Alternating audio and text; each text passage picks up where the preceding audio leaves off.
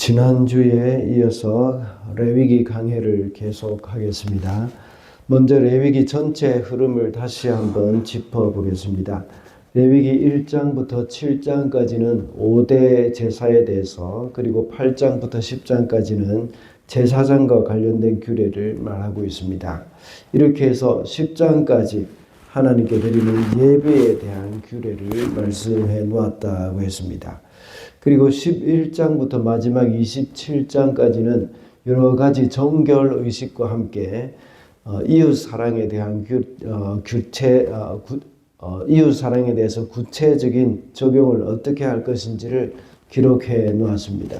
그 중에 11장부터 15장까지는 정결 규례를 말하고 16장은 대속제일에 관한 규례를 말하고 있는데, 이것도 역시 온 백성의 정결 규례에 해당된다고 볼 수 있습니다. 17장에서는 짐승을 도살할 때 어떻게 해야 할지, 그리고 피를 먹지 말아야 한다는 것, 그것을 또 말씀을 하고 있습니다. 18장부터 마지막 27장까지는 일반 백성이 일상생활 중에 지켜야 할 성결 규례를 말씀하고 있습니다.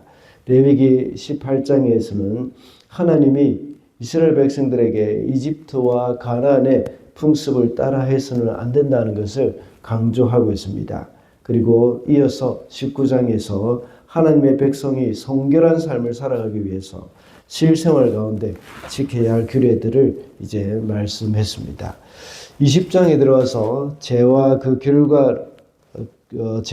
결과를 강조하고 있죠. 이런 죄는 모두가 다 이방 풍속을 따랐던 것입니다. 레위기 이 21장에 들어와서 21장과 22장은 이 제사장의 규례를 다시 한번 또 말씀을 하고 있습니다.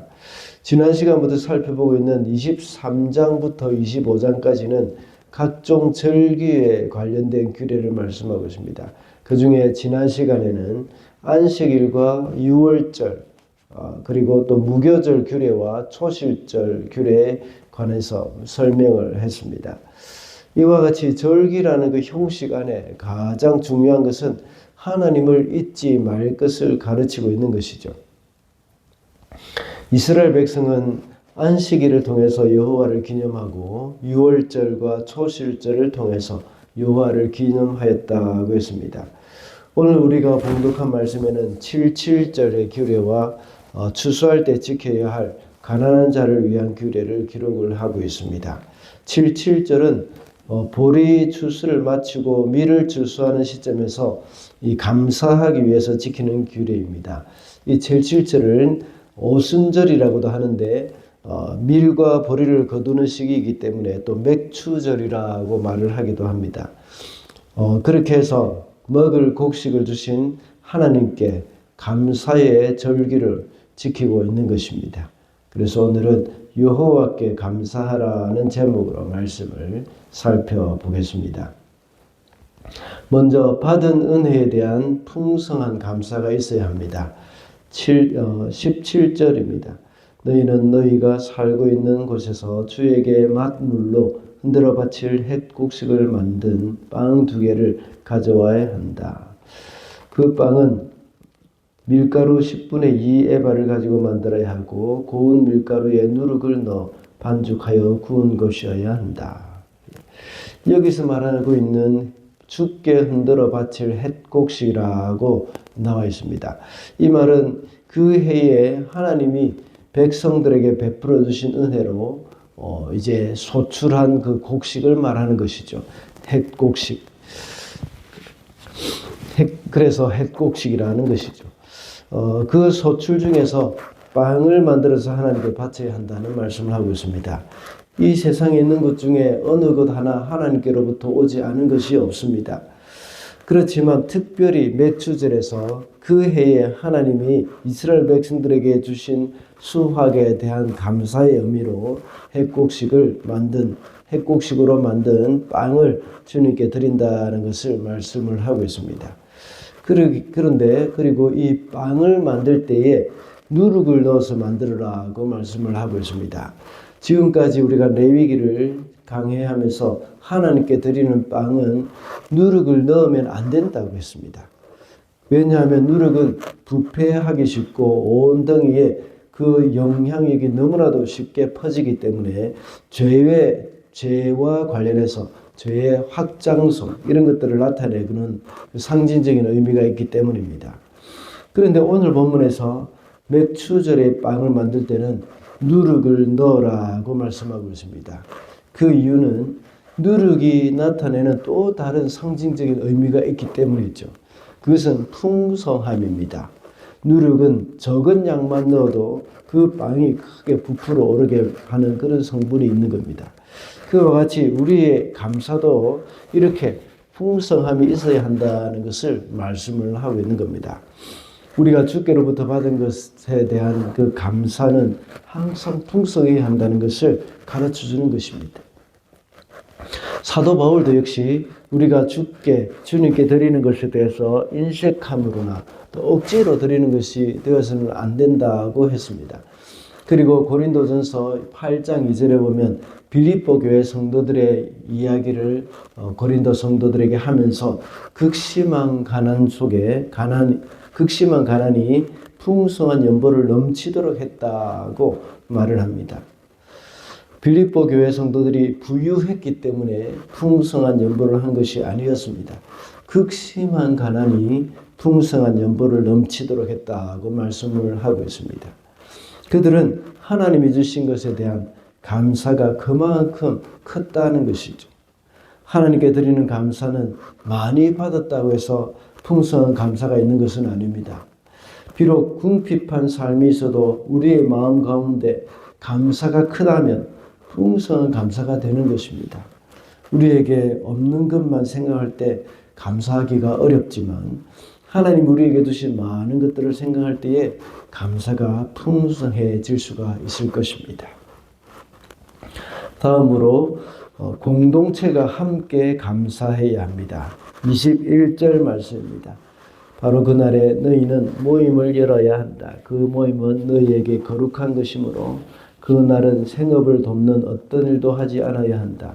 이것은 너희가 사는 모든 곳에서 대대로 길이 지켜야 할 규례이다. 너희는 모임을 열어야 한다고 말씀하고 있습니다. 맥주절에 하나님께 감사하면서 공동체가 함께 모이라는 말씀입니다. 물론 개인적으로 하나님께 감사의 예물을 드리고 제사를 드릴 수도 있습니다. 그러나 오늘 본문에서 모임을 열어야 한다고 말씀하고 있습니다. 그래서 온 공동체가 함께 모여 감사하라는 말씀입니다. 그리고 우리가 방금 읽은 세번역에서는 나타나 있지 않지만 개역개정에서는 성회를 공포하라는 말이 나옵니다. 제사장이 백성들에게 알리면 백성들은 듣고 서로가 서로에게 성회를 크게 외쳐야 한다는 의미입니다. 이 말씀은 우리가 공동체로 함께 모이는 예배하는 것, 이것이 얼마나 중요한 것인가를 말씀해 주고 있습니다. 그뿐만 아니라 공동체로 모이는 책임은 제사장에게만 있는 것이 아니라 모든 백성에게 함께 있는 것임을 잘 보여주고 있습니다. 그래서 히브리서 10장 25절에 보면 모이기를 패하는 어떤 사람의 습관 같이 하지 말고 오직 권하여 그날이 가까움을 볼수록 더욱 그리하자 하고 말씀하고 있습니다. 그래서 우리가 모두가 모이기를 힘쓰도록 서로 권면해야 한다는 겁니다. 그래서 하나님 앞에 공동체로 모여서 함께 감사하며 예배하는 일이 그 일을 힘써야 한다는 것이죠.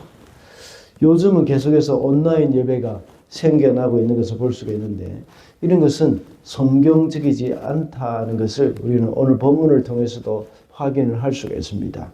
그리고 신명기 16장에서는 맥추절에 대해서 말을 하고 있는데 여호와의 택하신 곳에서 여호와께 보이라고 말씀을 하고 있습니다. 직접 하나님께 나아가라는 것입니다. 하나님께서 정해 놓으신 그 장소에 가서 우리의 몸을 하나님께 보이라는 것입니다. 그러므로 교회 공동체가 이렇게 함께 모여서 하나님께서 지정하신 그 곳에 함께 모여서 하나님께 감사하는 것을 하나님께서는 기뻐하신다는 것을 우리는 잊어서는 안 되겠습니다. 마지막으로 감사하는 마음은 베푸는 삶으로 표현이 됩니다. 22절 말씀입니다. 너희가 밭에서 난 곡식을 거두어 드릴 때에는 밭 구석구석까지 다 거두어 드리지 말고 또 거두어 드린 다음에 떨어진 이삭을 줍지 말아라. 그 이삭은 가난한 사람들과 나그네 신세인 외국 사람들이 줍게 남겨 두어야 한다. 내가 주 너희의 하나님이다. 밭에서 곡식을 거두어 드릴 때 밭 구석구석 다 거두어 드리지 말라고 말을 하고 있습니다. 그리고 떨어진 곡식을 줍지 말라고 하셨습니다. 그 이유는 가난한 사람들과 나그네들이 죽게 하도록 하기 위한 것입니다. 곡식은 하나님이 주신 것입니다. 하나님이 주신 것을 감사함으로 받은 사람은 이렇게 가난한 사람들을 위해서 베푸는 삶을 살아야 한다는 말씀입니다. 이것은 하나님의 은혜를 받은 사람은 다른 사람에게 은혜를 베풀어야 한다는 말씀이죠. 하나님이 나에게 주신 것에 대한 감사의 마음이 있는 사람들은 당연히 그것이 나의 것이 아님을 알고 그것을 이웃과 나누게 되어 있습니다. 그리고 하나님이 우리에게 재물을 주신 이유 중에 하나가 가난한 사람들에게 베풀기 위한 것입니다. 하나님은 가난한 사람에게 필요한 돈을 하늘에서 떨어지게 해 주실 수도 있습니다. 그러나 하나님은 그것보다 이웃을 통해서 나누기를 원하십니다. 그래서 하나님의 성품이 우리의 삶을 통해서 드러나게 하시기를 원하시는 겁니다. 하나님은 직접 그 사람들에게 돈을 만들어 주시거나 황금 덩어리를 주실 수도 있겠지만 그러나 하나님은 우리를 통해서 우리가 그 사람들에게 서로 나눔을 가질 수 있도록 하기를 원하신다는 것입니다. 그러므로 감사하는 마음은 베푸는 삶으로 표현이 되어져야 한다는 것을 명심해야 하겠습니다. 말씀을 맺겠습니다. 오늘은 여호와께 감사하라는 제목으로 말씀을 살펴보았습니다. 우리는 받은 은혜에 대한 풍성한 감사가 있어야 한다고 했습니다. 그리고 공동체가 함께 감사하고 감사하는 마음은 베푸는 삶으로 표현이 되어져야 한다고 했습니다. 오늘도 감사하며 살아가게 되는 저와 여러분이 되시기를 바랍니다.